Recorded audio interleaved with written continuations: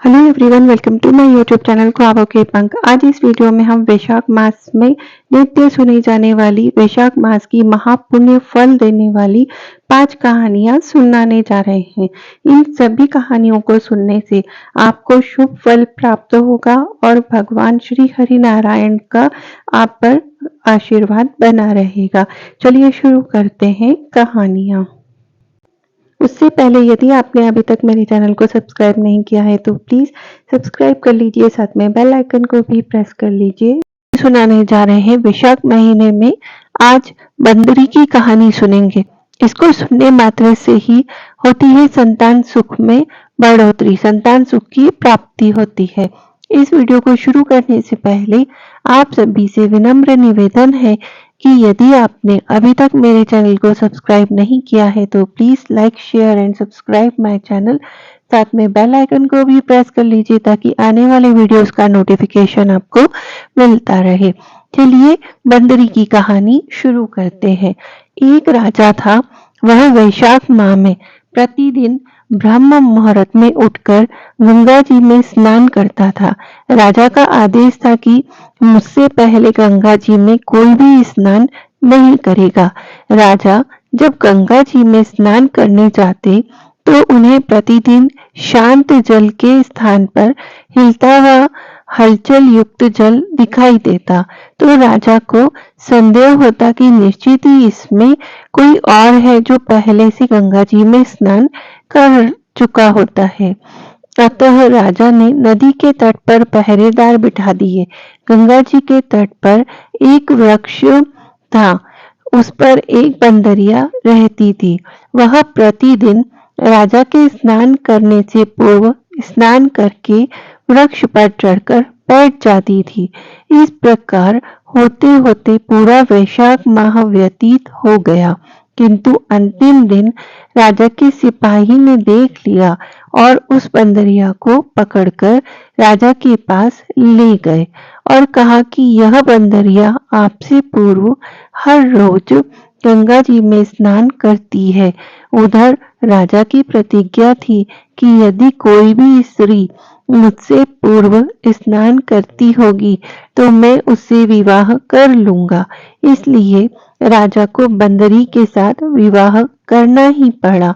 वैशाख स्नान के पुण्य से बंदरी के गर्भ ठहर गया। 9 माह पूर्ण होने पर बंदरी ने राजा से पूछा कि शिशु जन्म के समय मुझे क्या करना चाहिए। तब राजा ने महल में एक घंटी लगवा दी और बंदरी से कहा कि जब तुम्हें दर्द हो तो उसे बचा देना, मैं संपूर्ण प्रबंध कर दूंगा। राजा की अन्य रानियां भी थी, उनकी कोई संतान नहीं थी। बंदरी को गर्व है, यह समाचार जानकर अन्य रानियां मन ही मन बंदरिया से ईर्ष्या करने लगी और भावी संतान का नाश करने हेतु विभिन्न योजनाएं बनाने लगी। घंटी लगी देखकर एक रानी ने बंदरी से इसका कारण पूछा। बंदर ने संपूर्ण वृत्तांत बता दिया। रानी ने बहकाया कि एक बार घंटी बजाकर तो देख ले कि राजा आते हैं या नहीं। बंदरी ने घंटी बजाई तो राजा दौड़े दौड़े महल में आए और घंटी बजाने का कारण पूछा। इस पर बंदरी ने उत्तर दिया कि मैंने तो रानियों के कहने पर घंटी बजाई थी। तब रानियों ने राजा से कहा कि यह तो पशु और न जाने कितनी बार घंटी बजाएगी। इस प्रकार कहकर उन्होंने घंटी को हटवा दिया। कुछ दिनों बाद बंदरी के शिशु जन्म का समय आ गया तो उसने अन्य रानियों से पूछा कि मैं क्या करूं।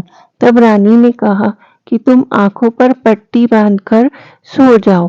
बंदरी के वैशाख माह के स्नान के पुण्य प्रताप के रूप में एक सुंदर पुत्र हुआ।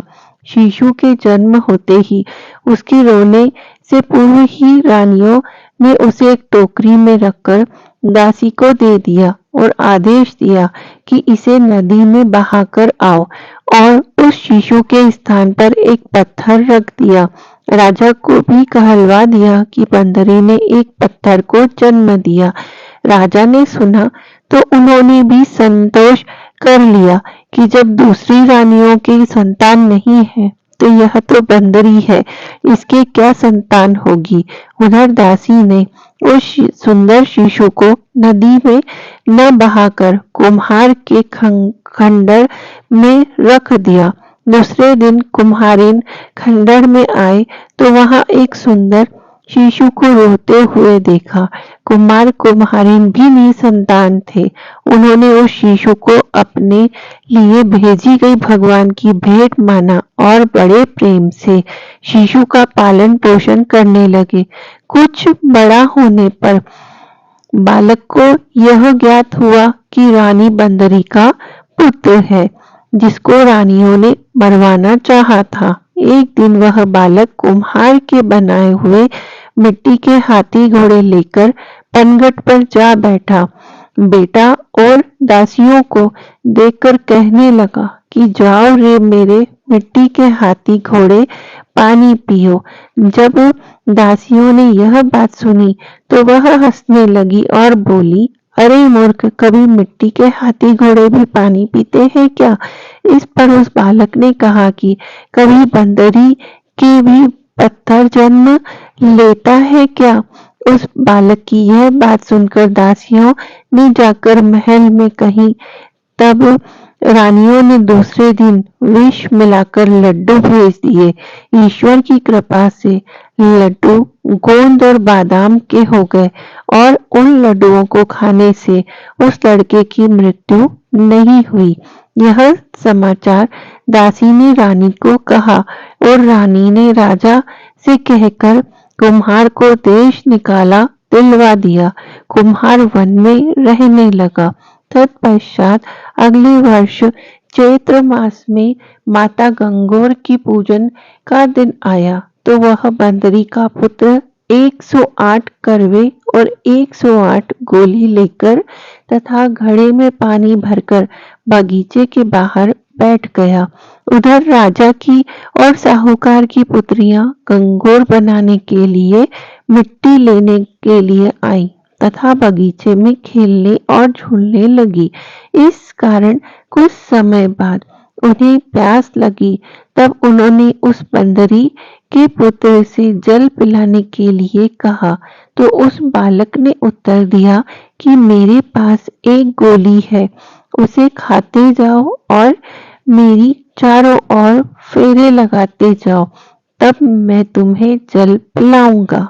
इस पर पहले तो कन्याओं ने मना कर दिया, किंतु प्यास तीव्र होने के कारण वे मान गई। इस प्रकार गोली खाने और उस युवक के साथ फेरे लेने से वह गर्भवती हो गई। बाद में जब उनके माता पिता को यह ज्ञात हुआ तो वह सभी कुम्हार के पास आए और पूरा वृतांत सुनाया तथा कहा कि तेरे पुत्र ने हमारी कन्याओं से विवाह किया है, अब तुम्हें इन्हें अपने पास रखना होगा। तब कुम्हार ने निर्धन होने के कारण असमर्थता व्यक्त की। दो कन्याओं के माता पिता ने बहुत सारा धन देकर अपनी कन्याओं को कुम्हार के घर विदा किया और कुम्हार ने घर में 108 बहुएं आ गई और कालांतर में उनके 108 ही पोते हो गए। कुम्हार ने समस्त नगरी को भोजन हेतु निमंत्रण दिया और राजा को भी बुलावा दिया। राजा के यहाँ से रानी बंदरी के अतिरिक्त सब भोजन हेतु पधारे। तब राजकुमार राजा की आज्ञा लेकर बंदरी को लेने रथ पालकी लेकर गया और लाकर सभा में सबसे ऊंचे स्वर्ण आसन पर बिठाया। राजकुमार ने अपनी सभी पत्नियों को समझा दिया था कि बंदरी मुझे जन्म देने वाली माता है। एक एक बहू रानी बंदरी के चरण स्पर्श करती गई और एक एक सोने का सिक्का और पोते को गोद में देती गई। जब राजा और अन्य रानियों ने यह सब देखा तो कुम्हार के पुत्र से इसका कारण पूछा। रानियों को तो संदेह होने लगा कि अवश्य ही बंदरी का पुत्र है, इसलिए रानी और रूठ कर राजा को कहने लगी कि कुम्हार के पुत्र ने हमारा अपमान किया है और बंदरी का सम्मान किया है, अतः हम लौट कर जा रही हैं। इधर राजा को पुत्र के जन्म का संपूर्ण रहस्य ज्ञात हो गया था, इसलिए उन्होंने रानियों को देश निकाला दिया और अपनी सभी पुत्र वधुओं एवं पोतरों को लेकर महल में आया और राजकुमार का राज तिलक किया। कुम्हार कुम्हारी को राजकुमार ने महल में रहने के लिए निवेदन किया, किंतु वह नहीं माने। तब राजा ने उन्हें ढेर सारा धन दिया। वैशाख स्नान का इतना महत्व है तो सबको वैशाख स्नान करना चाहिए। बंदरी ने वैशाख स्नान किया तो उसे राजा का राज्य, पुत्र, बहुएं आदि प्राप्त हुए। ईश्वर जैसे बंदरी को पुण्य मिला, इसी प्रकार हमें भी पुण्य दे। यदि आपको यह कहानी अच्छी लगी हो तो अच्छे कमेंट करके इसे जल्दी से लाइक कर दीजिए और ज़्यादा से ज़्यादा शेयर कीजिए। और अभी तक यदि आपने चैनल को सब्सक्राइब नहीं किया है तो जल्दी से इसे सब्सक्राइब कर दीजिए और भी अच्छी कहानियाँ और जानकारियों के लिए बने रहिए। धन्यवाद। Hello everyone, welcome to my YouTube channel ख्वाबों के पंख। आज इस वीडियो में हम बात करने जा रहे हैं वैशाख मास की चौथ की कहानी सुनाएंगे आपको। इस कहानी को शुरू करने से पहले आप सभी से एक विनम्र निवेदन है कि अभी तक यदि आपने मेरे चैनल को सब्सक्राइब नहीं किया है तो please like, share and subscribe my channel. साथ में बेल आइकन को भी प्रेस कर लीजिए ताकि आने वाले वीडियोस का नोटिफिकेशन आपको मिलता रहे। चलिए शुरू करते हैं वैशाख मास की चौथ की कहानी। किसी गांव में एक विधवा माता और उसका पुत्र रहता था। वह गायों को चराकर अपना पालन पोषण करता था। उसकी माता 12 मासी चौथ माता का व्रत करती थी। वह हर महीने की विनायक चौथ को चूरमे के 5 लड्डू बनाती थी। उनमें से एक चौथ माता का, एक गणेश जी का, एक गाय का निकालकर दान करती, एक बेटे को खिलाती और एक स्वयं खाती।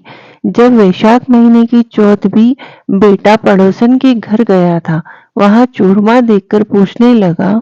तब वह बोली, आज वैशाखी चौथ है इसलिए मैंने चूरमा बनाया है।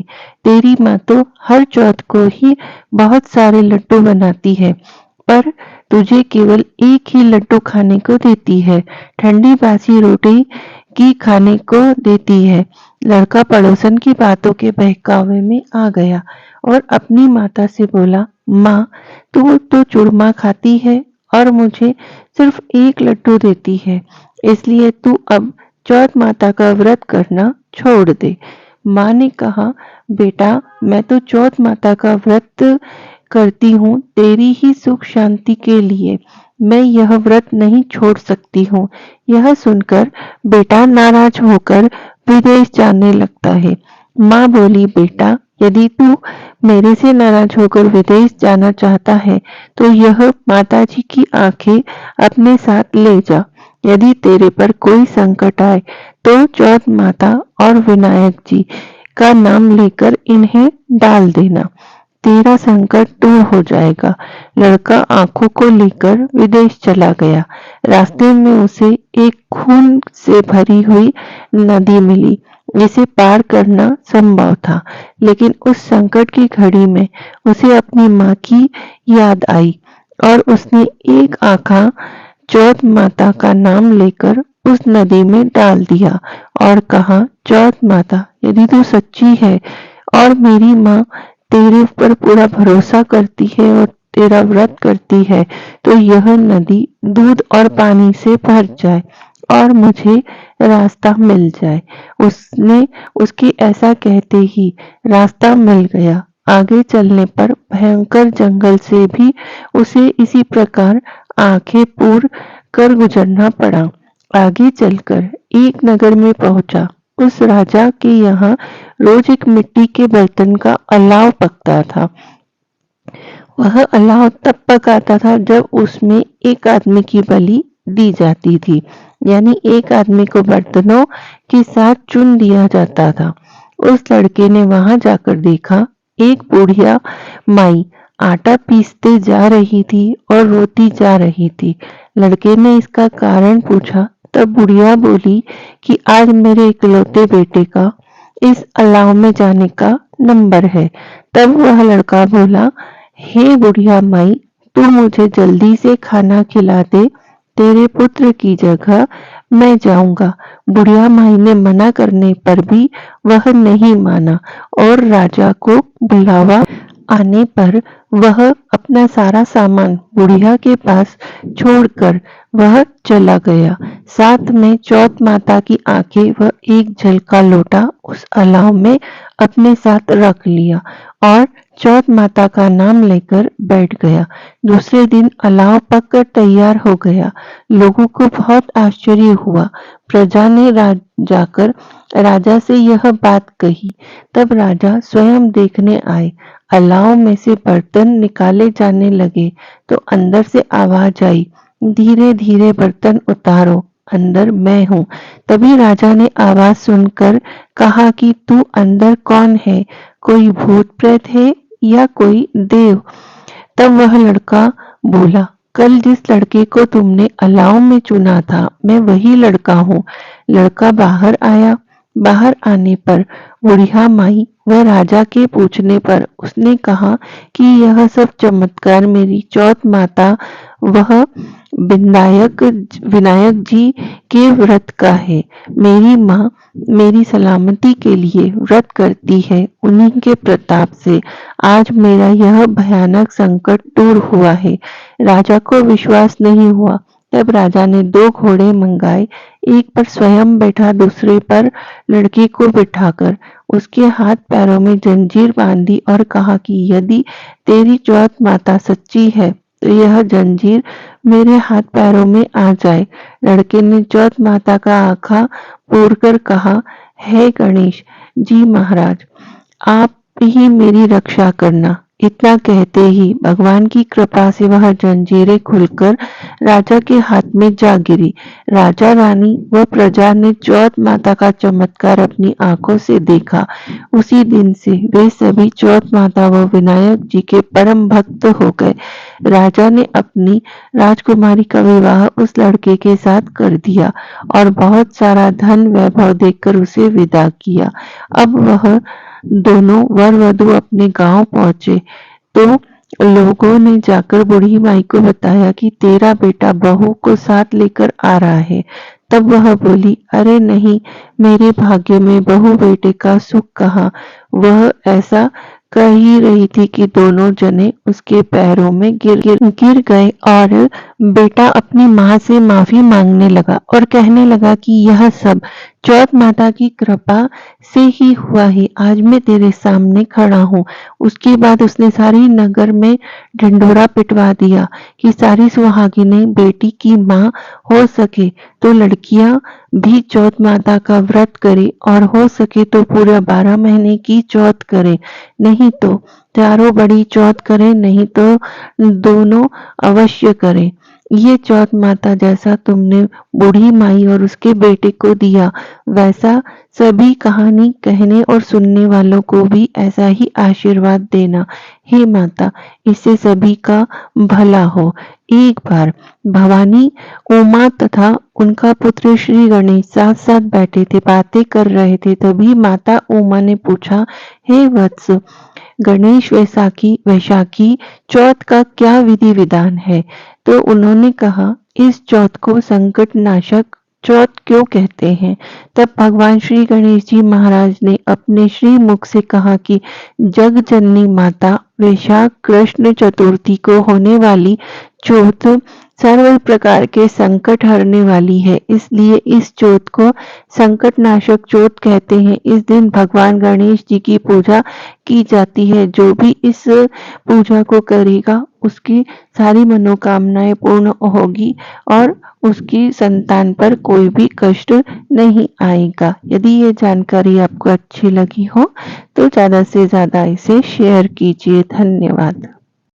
Hello everyone, welcome to my YouTube channel.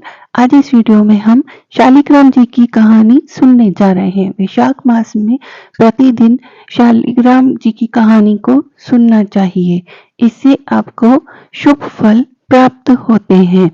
इस कहानी को शुरू करने से पहले आप सभी से विनम्र निवेदन है कि यदि आपने अभी तक मेरे चैनल को सब्सक्राइब नहीं किया है तो please like, share and subscribe my channel. साथ में बेल आइकन को भी प्रेस कर लीजिए ताकि आने वाले वीडियोस का नोटिफिकेशन आपको मिलता रहे।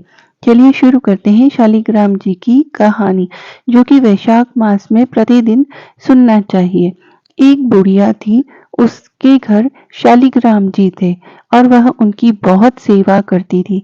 वैशाख मास आया तो उसके मन में विचार आया कि वैशाख मास में स्नान दान का बहुत महत्व होता है, क्यों ना मैं भी इस बार जाकर किसी तीर्थ पर स्नान कर कर आऊं। तो वह सोचती है कि मेरे शालिग्राम जी की पूजा कौन करेगा, उनका रख रखाव कौन करेगा। वह बातों ही बातों में पड़ोसन से बात करती है और उससे कहती है कि मेरी बहुत इच्छा है कि मैं किसी तीर्थ स्नान कर कर आऊं, लेकिन मेरे शालिग्राम जी का नित नियम कौन करेगा। तो यह बात सुनकर पड़ोसन बोलती है कि मुझे पूजा करना नहीं आता, कि आप किस तरीके से शालिग्राम जी की पूजा करते हैं।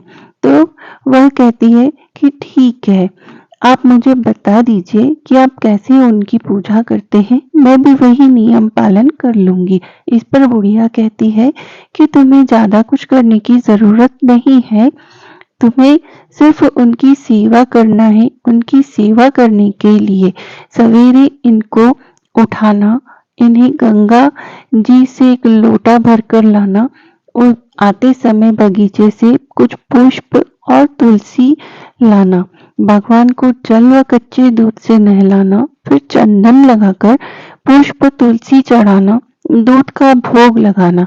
दोपहर में तुम जो भी रसोई में पकाओगी वही भोग लगा देना। शाम को दिया बाती करना। ऐसी सेवा पूजा तुम्हें करनी है। यह कहकर वह चली जाती है। पड़ोसन ने बुढ़िया के कहे अनुसार भगवान की थाली से भगवान जीमते ही नहीं, दूध पिलाया तो वह पीते नहीं। यह सब देखकर वह बड़ी चिंता में पड़ गई। उसने भगवान आपकी मालकिन आएगी तो मुझे कहेगी कि तुमने मेरे भगवान को दुबला कर दिया। अभी 1 महीना है, आप जीम लो, मैं भी जीम लूं। वह भूखी बैठी रहती, प्यासी बैठी रहती कि भगवान खाए तो मैं खाऊं, भगवान पिए तो मैं पीऊं। इस पर एक दिन भगवान ने सोचा कि अब तो इसे दर्शन देने ही पड़ेंगे। छोटा सा मोर मुकुट पीताम्बरधारी रूप लेकर पाटे पर बैठ गया। दूध पी लिया, खाना जो रखा था वह जीम लिया। रोज ऐसा ही होता रहा। एक दिन भगवान ने कहा, मैं गाय चरा लाता हूँ। तो पड़ोसन बोली, थोड़े दिन तो रहोगे, क्यों जाते हो। पर भगवान माने नहीं। हाथ में सोने की लाठी, कंधे पर हीरे मोती का पीताम्बर डाल गाय चराने चले गए। 1 महीना बीता। बुढ़िया घर आई, स्नान ध्यान से निपट कर सोचा शालिग्राम जी को ले आऊं। पड़ोसन के घर गई। पड़ोसन बोली, शालिग्राम जी तो शाम को आएंगे, तब ले जाना। बुढ़िया शालिग्राम जी के लिए जिद करने लगी और झगड़ा करने लगी। लोग इकट्ठे हो गए बुढ़िया की आवाज सुनकर। तो पड़ोसन बोली कि वह अभी गाय चराने गए हैं, शाम को आएंगे। बुढ़िया को समझाने लगी, लेकिन बुढ़िया नहीं मानी। वह बोली कि तेरे मन में लालच आ गया, अब तो मेरे शालिग्राम को वापस मुझे नहीं करने चाहती है। बुढ़िया वही धरना देकर बैठ गई। बोली, चलो मैं शाम तक का इंतजार करती हूँ, देखती हूँ कि शाम को वह आते हैं या नहीं। शाम होती है, भगवान गाय चराकर आ जाते हैं, गायों को बांध देते और आकर उसी जगह पर मंदिर में विराजमान हो जाते हैं। पड़ोसन बुद्धि विवेक लगाती है और बोलती है कि ये लो आप अपने शालिग्राम को ले जाओ। तो वह बोलती है कि क्या तुम मुझे बेवकूफ समझती हो? तुमने इन्हें घर में छुपा कर रखा था और दे नहीं रही थी इतनी देर से, और कह रही थी कि वो आए तो मैं तुम्हें दूं।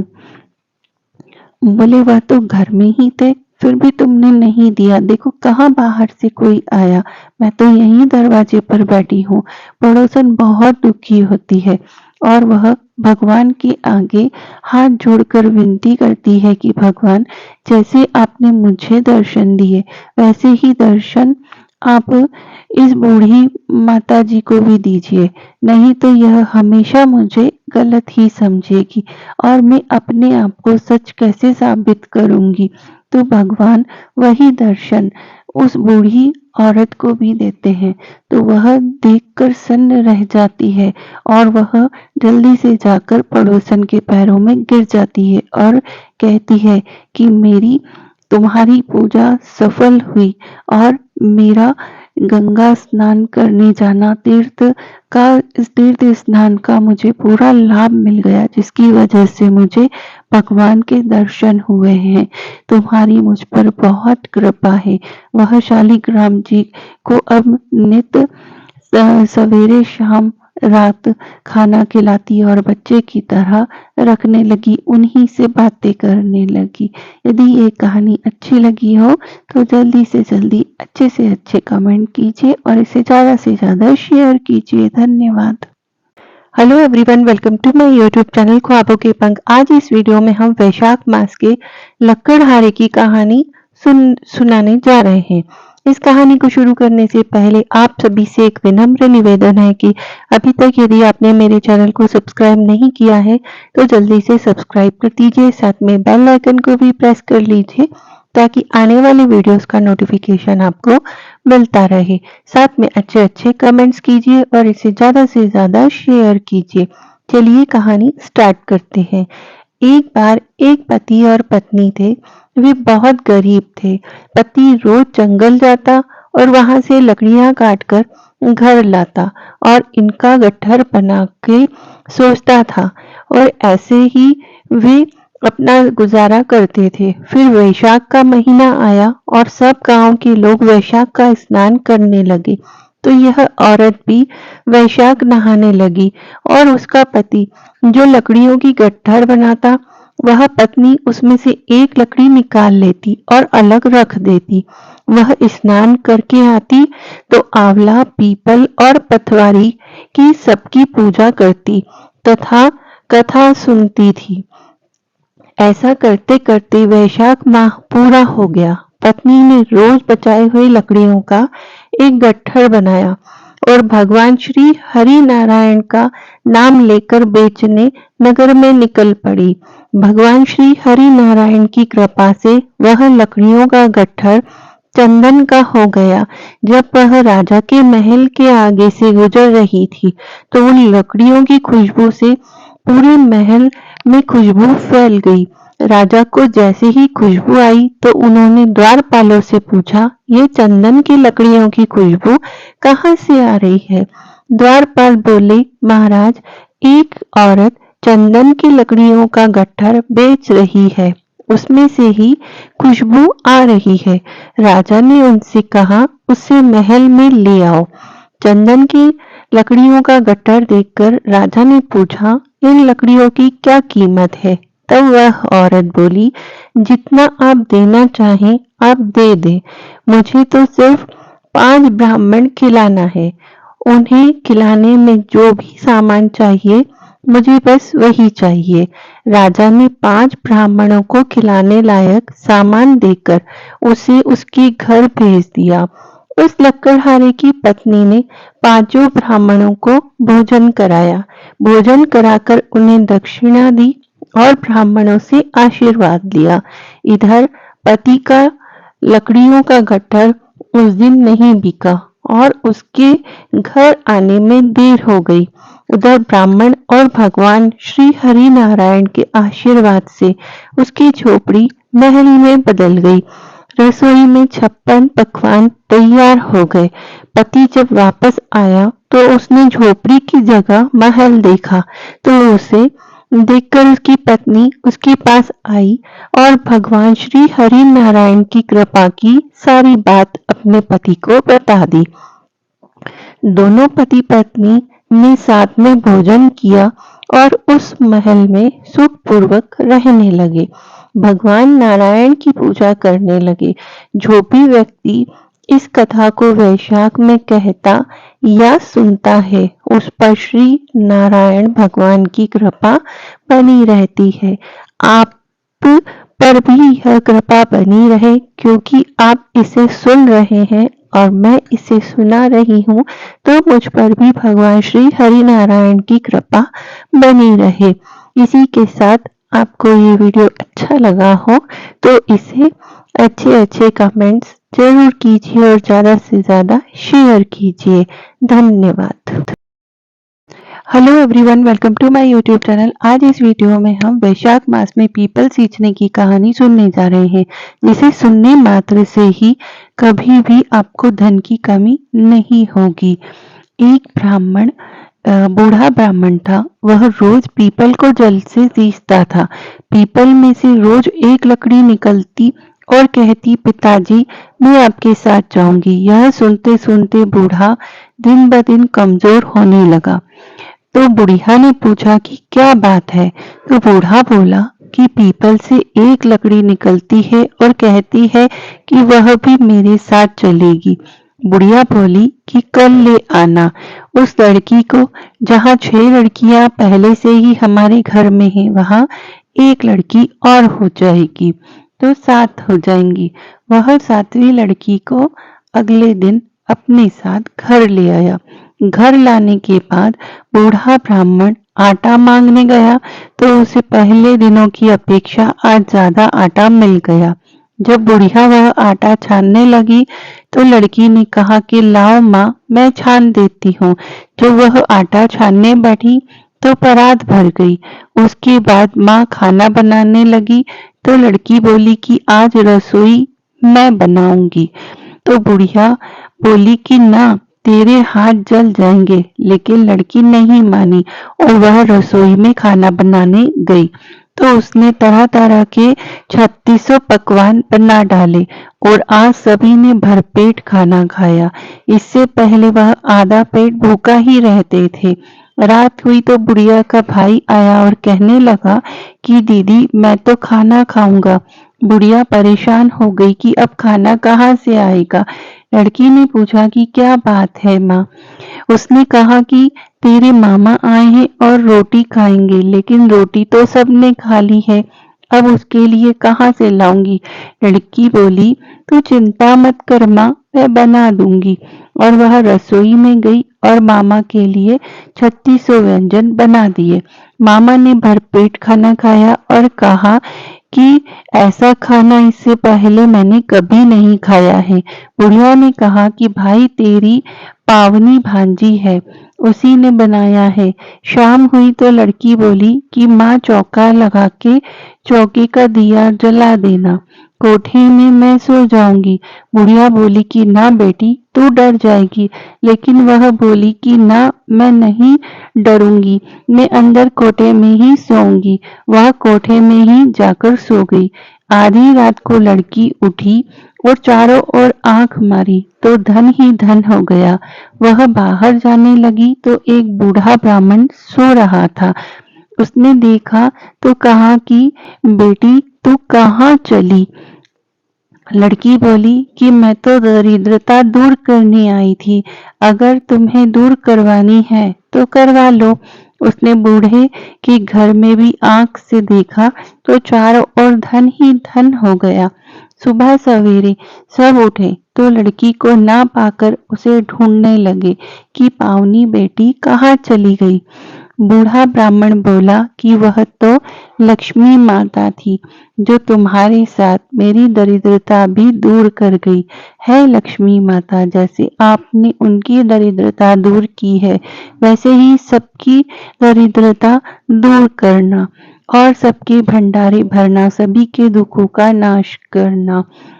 इस कथा को सुनने मात्र से ही आपकी सारी धन की कमी दूर हो जाएगी। लक्ष्मी माता आप सभी पर भी कृपा बरसाए। यदि ये वीडियो अच्छा लगा हो तो ज़्यादा से ज़्यादा इसे शेयर कीजिए, चैनल को सब्सक्राइब कीजिए, साथ में बेल आइकन को भी प्रेस कर लीजिए ताकि आने वाले वीडियोस का नोटिफिकेशन आपको मिलता रहे। धन्यवाद।